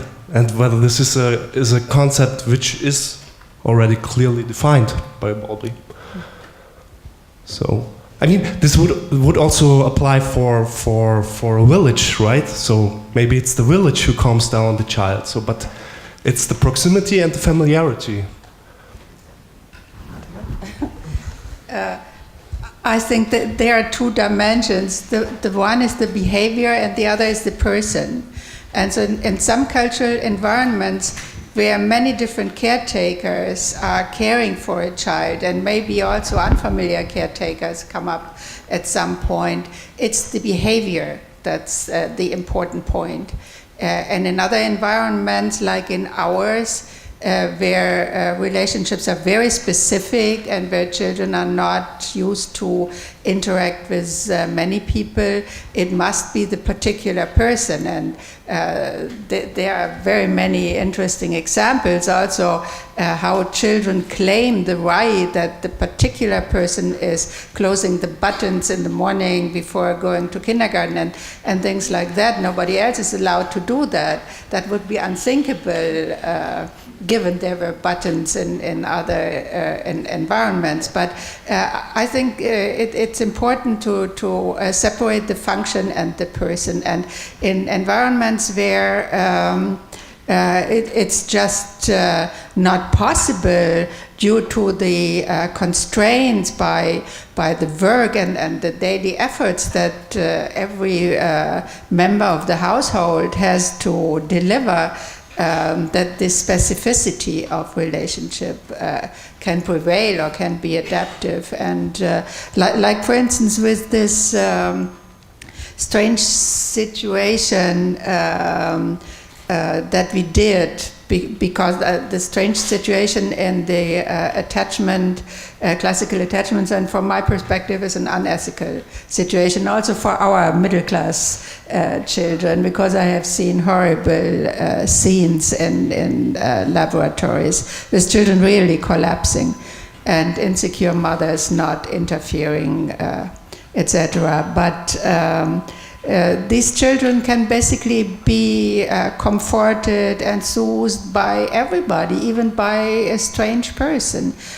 So it's the behavior there that counts. And in other contexts, it's very specific. And there is I think we always have to keep in mind that adaptation means that different contextual conditions have to be taken into consideration, and there are different strategies, and they also change over time. Nothing is fixed forever. So, and actually, that's one of the reasons why the only thing I'd add is that I would never use a single behavior as my index of attachment, even if it's soothing when distressed, because there's a lot of relational function that goes on when babies are distressed, and so I think that one of the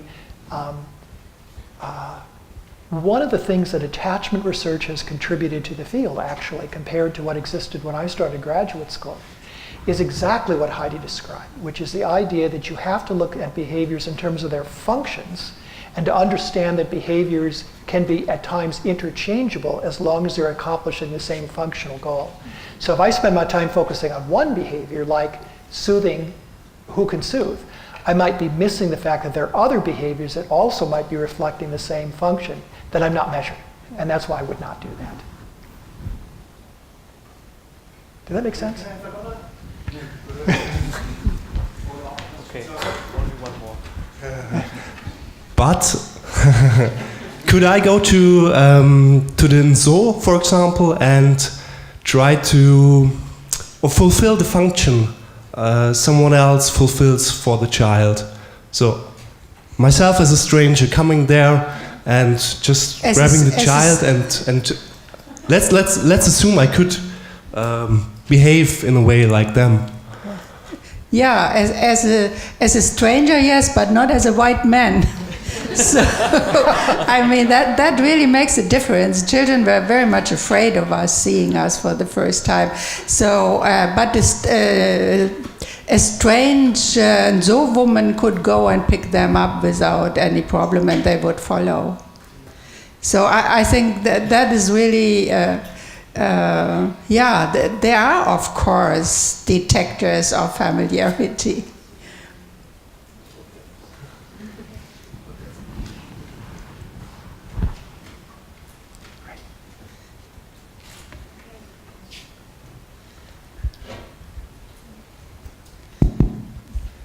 Would you stand up so we can see you?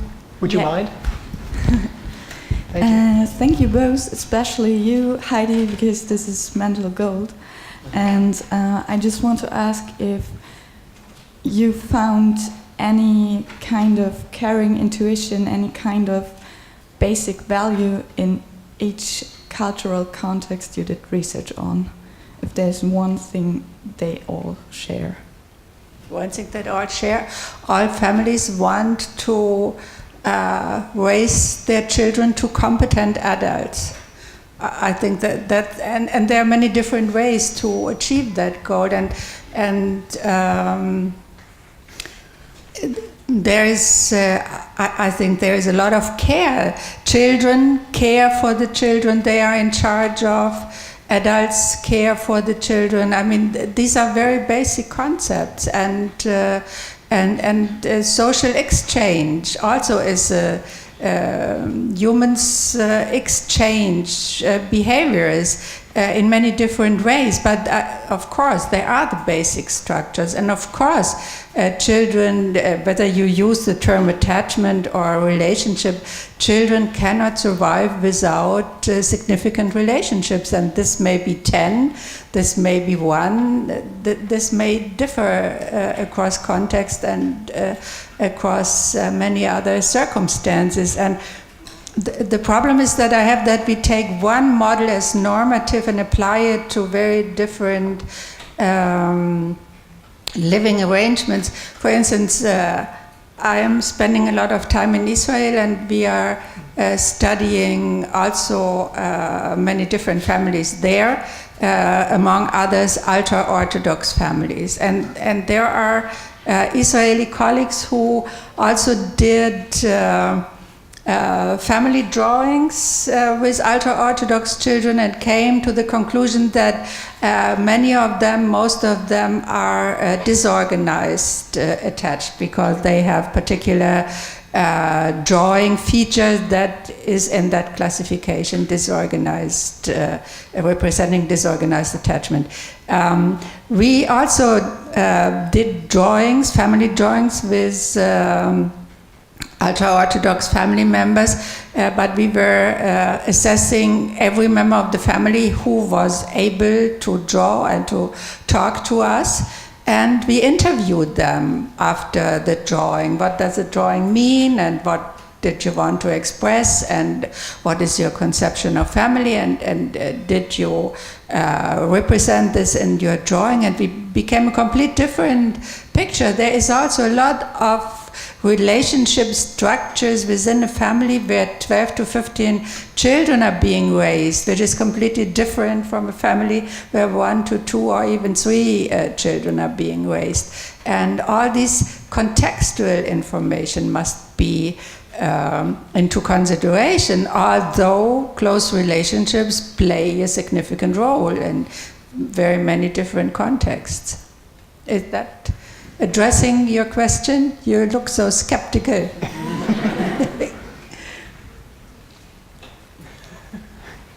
Obviously not. Maybe. It is addressing, and I'm very happy about hearing your thoughts, but I was more about, is it, like, would you say empathy is always playing a role too? It's not only the caretaker, it's also the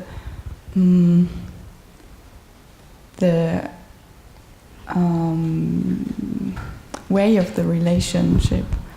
because you can have non-empathic relationships.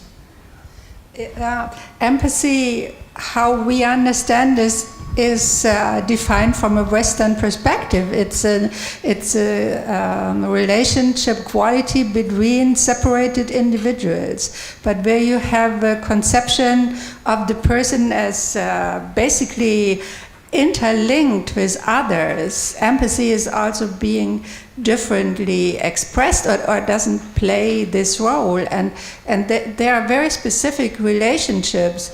In the one cultural context, empathy is an important developmental achievement, and in other cultural contexts it doesn't play a role. In that way, where we try to assess it, there we have to find out first how the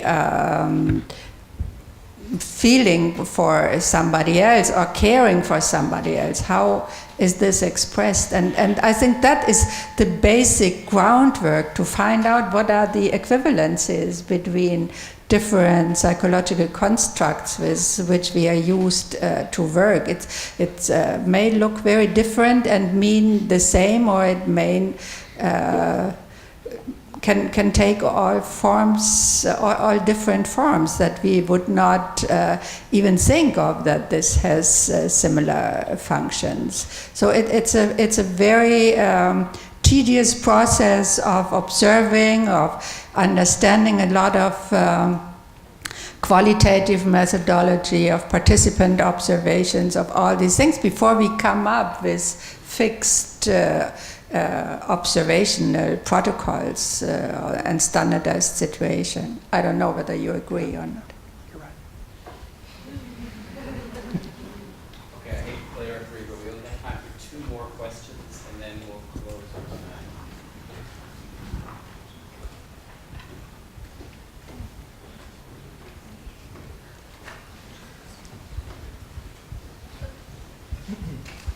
Thank you both. I suppose this question is maybe more for Dr. Thompson, but you mentioned earlier that you had a hard time convincing, as it were, some of your colleagues to maybe speak out about maybe the misuse of attachment theory.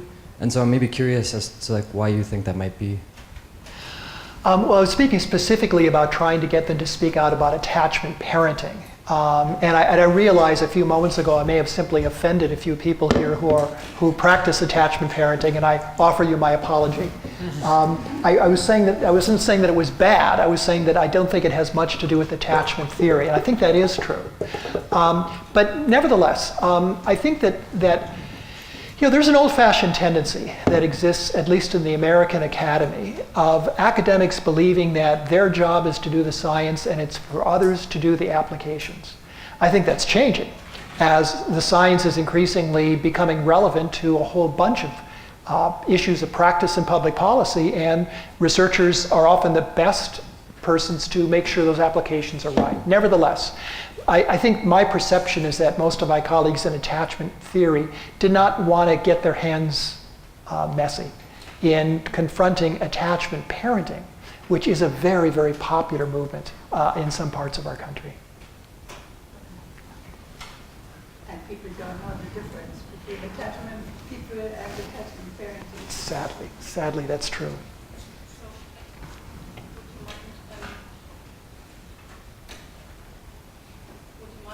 Out the differences, because I'm a parent and I would really like to know where exactly you see the differences all. In writing, we differ more than in talking. I think she's not talking about you and me. Are you talking about attachment and attachment parenting? Okay, so.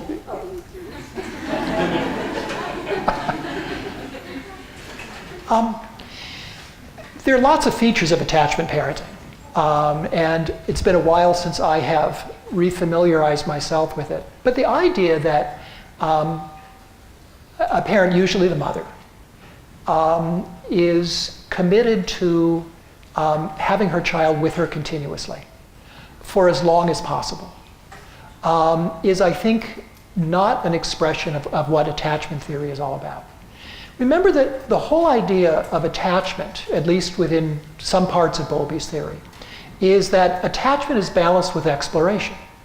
The idea that a secure attachment gives you the freedom to go off where no baby has gone before, with the expectation that if you encounter things that are too much for you, that person will come and get you. But if your baby if your mother has you with them all the time, there's no exploration. So there's no attachment and exploration balance. Furthermore, speaking as a father, it excludes another parent and lots of other potential care providers. And since I have, throughout my career, been concerned about the messages men receive that cause them to ignore, neglect, or walk away from what could be a very significant and meaningful caregiving role early in life, there's nothing more meaningful to a man than to be basically told, you have no role here, I'm with this baby is with me all the time. Or as one mother put it when we had brought her into the lab to do a strain situation. And she said, well, that's very interesting, these separation episodes. This will be the first time my child has been separated from me. Oh, wait a minute, we're not going to do the strain situation. Because it would have been invalid. But the other thing she said, we asked about her husband, she said, he doesn't play much of a role. In fact, I'm not sure, referring to her little one, that she even knows him. And that was an extreme expression of that. But it was also a sense of the exclusivity, because she spoke that with pride. This baby is so much part of my experience, or I'm such a big part of the baby's experience, that the father has been marginalized. So those are the two things, and I don't think that would be consistent with attachment theory. So I think those are the things that they give attachment researchers pause. But there are some similarities. Oh, there are some similarities as well. But she didn't ask about the similarities.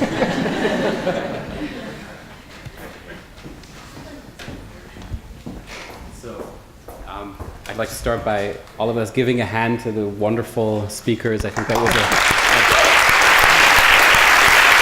fantastic debate.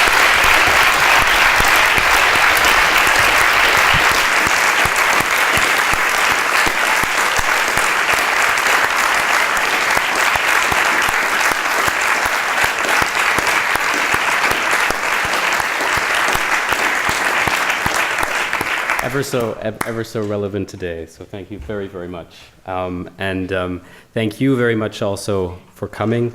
I think I just want to close with one small observation. I think it's also coming from the debate that I just observed, and I think the question also is, for me at least, that I think it's important to tread. What I've learned from preparing for the debate is to tread very carefully and to be careful about extending my views, however much they feel emotionally founded sometimes. I mean, attachment is a very emotional topic to other cultures, as it were.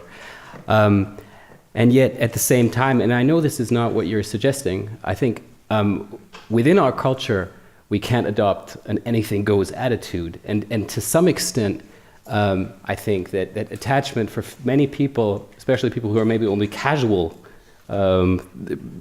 knowers of the theory, is like an anchor, and it feels like, oh, well, now this anchor, we're being deprived of it. What can we put there in its place?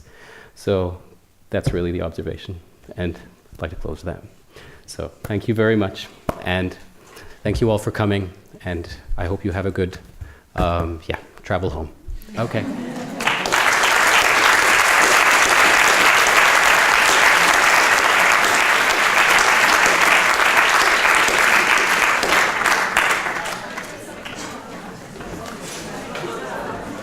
That was fun. Let's do it again.